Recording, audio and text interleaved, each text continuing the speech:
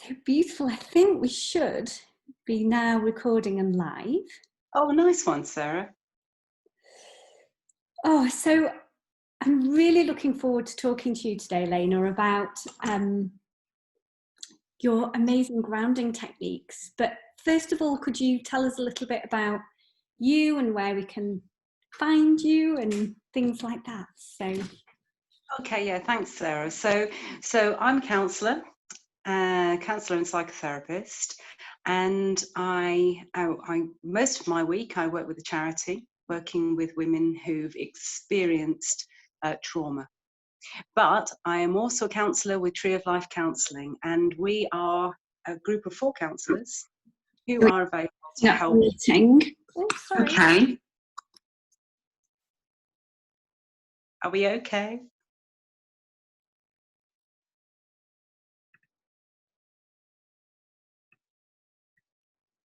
Are you still there?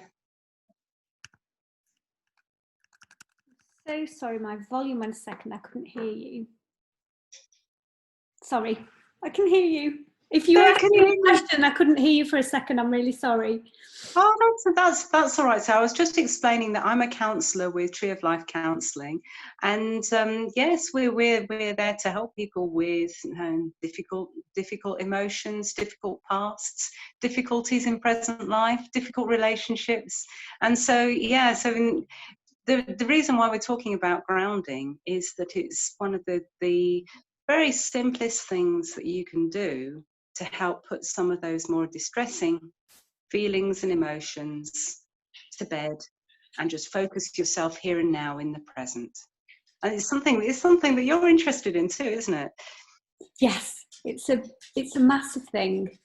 I think especially at the moment as well, with everything that's been going on, the grounding that we need, because I know I feel myself at the moment, especially with us just coming out of this second lockdown, that my head's all over the place because I'm going back to work, but yeah, I've still got to maintain what's going on. And so yes, yeah, it's very much needed, isn't it, I think? Yeah, it sounds like a really busy head, with the nervous system really kind of wound up and tight. And in therapy terms, we often talk about the lower brain and the upper brain, and the upper brain being the place where you're calm and logical and rational. Okay, you're able to remember things, you're able to verbalize and speak, and the lower brain being the emotional brain, that's the limbic system, the emotional brain, okay, where we're triggered up into all sorts of feelings and wanting to do things, really fast and really fast paced, feeling hurt, feeling uncomfortable. And yeah, so if I answer the question, where in your brain does your grounding tend to take you, where would you say? Where in my brain? I've never thought about that. When I Yes. think about grounding, I just think of coming out of my mind, out of my ego, yes, into my heart and into my feet. Right, yes, lovely, absolutely. That's how it feels, isn't it? It's how it feels. It feels like you are rooting yourself. It feels like you're rooting yourself in the solidity of the earth. And it's almost like a physical feeling, a felt sense, isn't it? Of that rootedness in the earth, the calmness, the solidity, the stability of that. And you're actually coming in, what you described is like coming out of your head, that busy mind. It's calming that mind. Actually, funnily enough, you're actually using the front of your brain mainly with grounding techniques. It's this part of your brain where your rational thinking side of your brain actually is, right up there, as opposed to your lower brain. So that's what's going on. So it's lovely stuff. It's absolutely love how you described it, how it makes us feel rooted like a tree is what we're aiming for, and that those calming feelings that go along with it. So over on Tree of Life Counselling Instagram and Facebook page, we're running a little bit of a series of grounding techniques, really just to help people with ideas, thoughts and ideas about how you can bring a bit of grounding into your life so you can get those feelings. So the busy feelings can just push away and you can get that feeling of being in the moment, grounded, calm, confident. Yeah, okay. And they're quite simple, actually. They're quite simple things that you can do. And some people say, oh God, you know, that just sounds a bit noddy. Why would I do that? You know, what's that going to do for me? That sounds so simple. Why would I do that? But actually, with practice, they are all about calming the mind, training the mind to calm back down and release all of those busy thoughts. So ideas then for grounding. Yeah, should we talk about ideas? I'm so sorry. I'm just going to let my dog outside. But she was fast asleep when we started, and she's going to keep yapping. I can hear you. I'm just going to dash behind. Please start with your first technique. I'll keep going. Sarah. That's absolutely fine. I wonder what that sound was in the background. Oh, bless her. Sorry. Right. No problem. No problem. Okay, right. So I'm going to start with, now this is a good one for your current situation. Okay, notice what is going on around you. Okay, wherever you are, sit in your chair and just notice and describe what's around you. Okay, simple things. Okay, the color of your curtains. What can you hear? What can you touch? What's the feeling of what you're sitting on? Is it smooth? Is it rough? Is it warm? Okay. And you can do this as a mental exercise. And although I can see you're closing your eyes because you're wanting to calm your brain, this one is quite a mental exercise. Okay. And actually, it almost functions like a distraction. So when you were talking about all of those sort of busy thoughts, this is bringing you right down into the present with what's around you. And you might start making some lists. Okay, what can I list that's in this room that's color blue, for example? How many things can I list that's color blue? You might want to think about how you could rearrange the room to make it look different. That's a mental challenge. Okay, so do you see what that's doing? It's pulling you away from difficult emotions, stressful emotions, into your calm, logical, rational brain where you're making lists and noticing things. Okay, so that's one technique. All right, and you were noticing that your dog was barking. It's okay, but so that's an example of a mental exercise. Lists are good. Reading out loud is good. You know, whatever it is, it might be a poem, something else, describing your surroundings, and actually making lists by categories. If you could list all the names of birds, you know, right now, that would really distract your mind. Yeah, and you could write them all down. Making lists. So another category of things that you can do to ground are physical things. Okay, so physical things are going to engage your sensations, your sensory system, in actually sending messages to the brain. So in a way, it's like another form of distraction, if you like, but using your senses. Okay, so how might we do this? So I know that you would say, well, let's go straight for scent. Yes, because it's most powerful in terms of our emotions. So we could find ourselves some scented items, maybe some essential oils or an essential oil candle, and be with that scent and really get into appreciating it, letting it transform us, and let it really your senses engage with it so that you can describe it to yourself and let yourself get carried away in that scent and how it's making you feel. So scents are absolutely brilliant.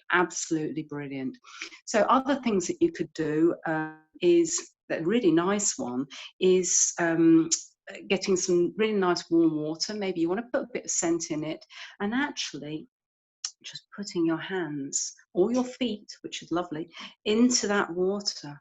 Okay, and just feeling the sensation of the warmth coming over your hands and just allowing it to be maybe only a couple of minutes. But by goodness, that's going to allow your nervous system to unwind and for your mind to focus on those sensations in your warming your hands. That's a lovely one. Okay, you may want to take something, pick something up and examine it and describe it. Okay, so I, for example, have got my knitted husky dog here. And so I might want to pick up an object. I quite like soft objects. And I might want to really concentrate on this object, really engage with this object and say, how does it feel to the touch? I might want to close my eyes and do that and just feel how it feels and describe that to myself. So with all of these ones, we're engaging the sensory system, aren't we? Mm-hmm. Which I thought would appeal to you, Sarah, because you're great. So massage as well. So would that be like, you know, you could put your oil on or just some, you know, hand cream or whatever you've got and use that for, you know, get in and really feel in and get into those little points, even if you just do it on yourself, on your hands and then up your arms. And is that absolutely perfect? Absolutely perfect. Absolutely perfect.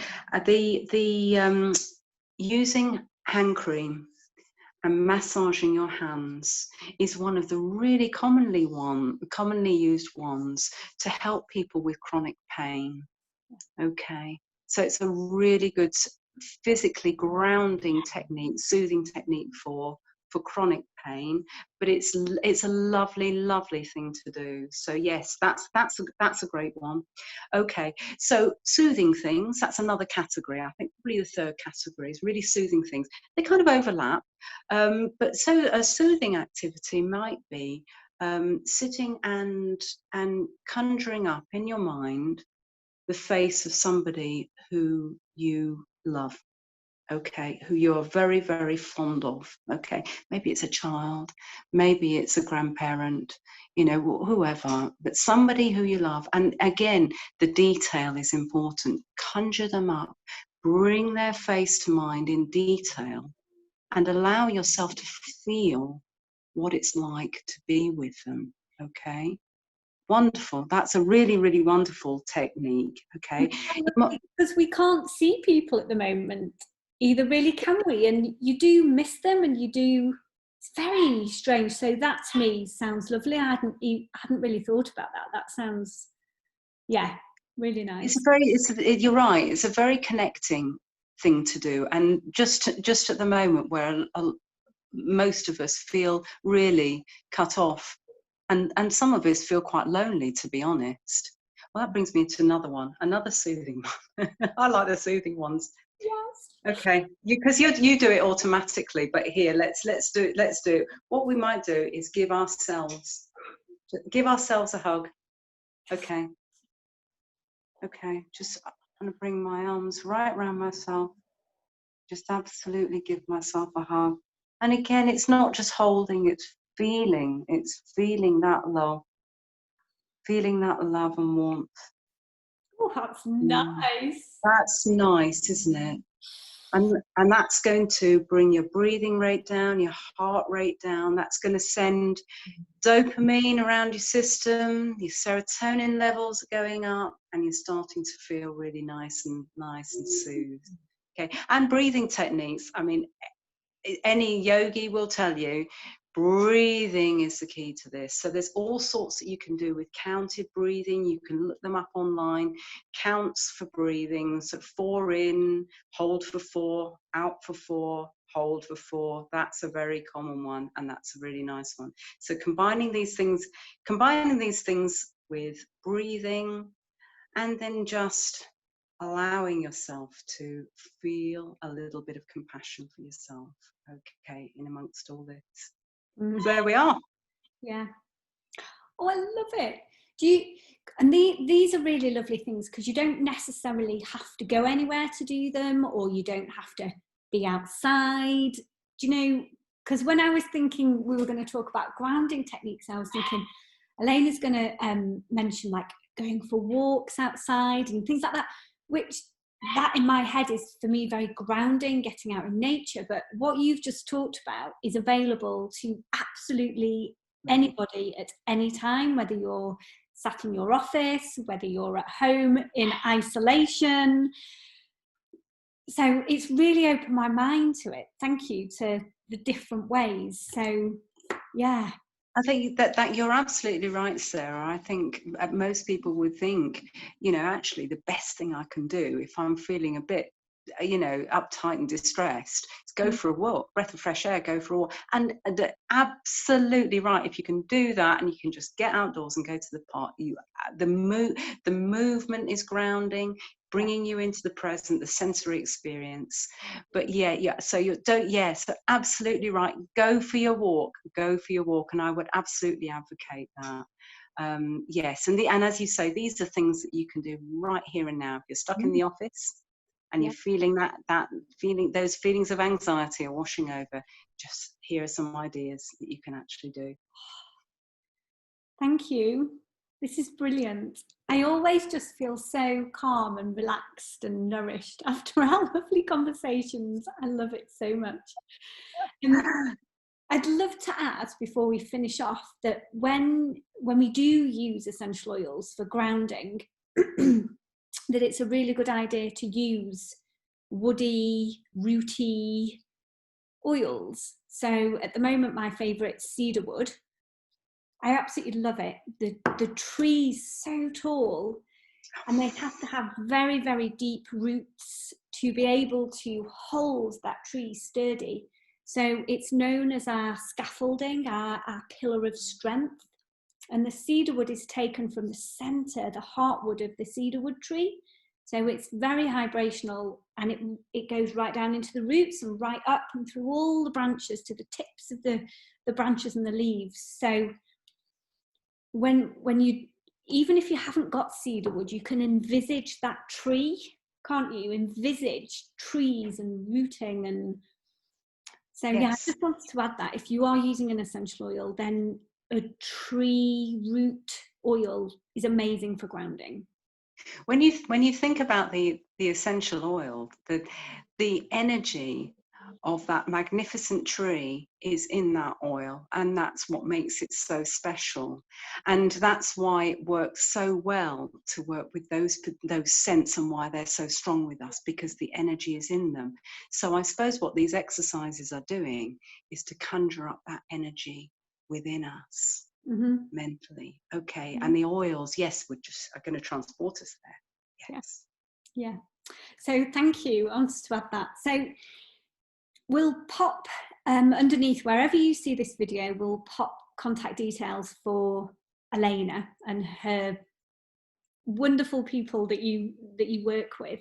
So if you're needing any more help or advice, or you can get in touch. Thank you, Sarah. Thank you so much. This has been so lovely once again. And it's been lovely talking to you. Speak to you again next month. Can't wait. Thank you so much. Bye, Sarah.